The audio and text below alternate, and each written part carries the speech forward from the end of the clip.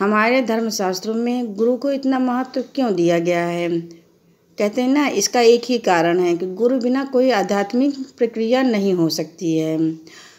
आध्यात्मिक प्रक्रिया जो होती है तो इतनी कठिन होती है कि जिसे गुरु इतना सरल बना देता है कि उस पे चढ़ना इतना आसान हो जाता है कि हमें कठिनाई नहीं होती है। तुम वही काम कर सकते हो ना जो तुम जानते हो, और जो तुम नहीं जानते हो उसे करने के लिए उस दिव्य चेतना गुरुवर के चरण में जाना ही पड़ता है। जब हमारे भगवान ब्रह्मा विष्णु महेश के गुरु बृहस्पति देव हैं और राक्षसगढ़ के गुरु शुक्राचार्य हैं, और जब दोस्तों हमारे भगवान राम ने अवतार लिया था तो उन्होंने भी गुरु विश्वामित्र से ज्ञान प्राप्त किया। जब हमारे कृष्ण भगवान ने अवतार लिया था तो गुरु सांदीपन से उन्होंने शिक्षा ग्रहण की थी। उन्होंने ही कृष्ण को 64 कलाओं की शिक्षा दी थी। मध्य प्रदेश के उज्जैन में गुरु सांदीपन का आश्रम है। इसी प्रकार आज तक जिसे भी इस बात का ज्ञान प्राप्त हुआ है कि गुरु बिना ज्ञान नहीं होता है, तो सभी उनके सानिध्य में जाने के लिए प्रेरित हुए हैं।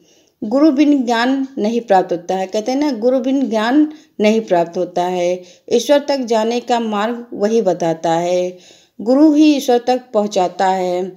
गुरु का महत्व हमारे जीवन में उस प्रकाश की किरण की तरह होती है जैसे सूर्य इस संसार के अंधेरे को मिटा देता है। इसी प्रकार गुरु व्यक्ति के जीवन के अंधकार को मिटाकर प्रकाश और खुशियों से उमंग से भर देता है। जिस प्रकार जितना सत्य यह है कि माँ बिना इस संसार में कोई नहीं आ सकता, उसी प्रकार गुरु बिना इस संसार से मुक्ति, कहते हैं ना, गुरु बिना इस संसार से वो मुक्ति नहीं पा सकता है। व्यक्ति निर्माण में सबसे पहला कार्य माँ करती है, तो दूसरा पिता करता है, तीसरा गुरु करता है। माँ 7 साल तक सीख देती है तो पिता 60 साल तक सीख देता है, गुरु 7 जन्मों तक सीख देता है। गुरु तो जीवन में अमृत की खान की तरह होता है। अमृत उसी से ही मिलता है। गुरु शिष्य को जागृत अवस्था में ले आता है। कहते हैं, शिष्य को आत्मबोध, आत्मविश्वास, आत्मशक्ति को जगाता है।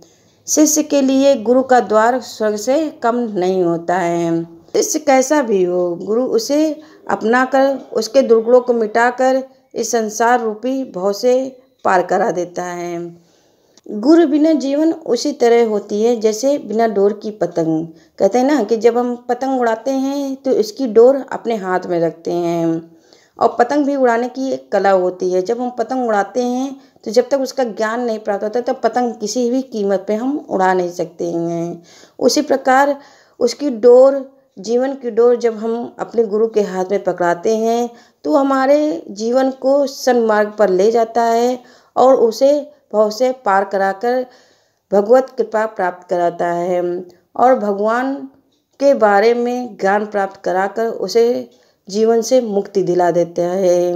गुरु के बारे में जितना कहा जाए उतना ही कम है।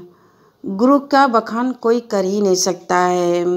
हम तो अपने गुरु को प्राप्त करके धन्य हो गए।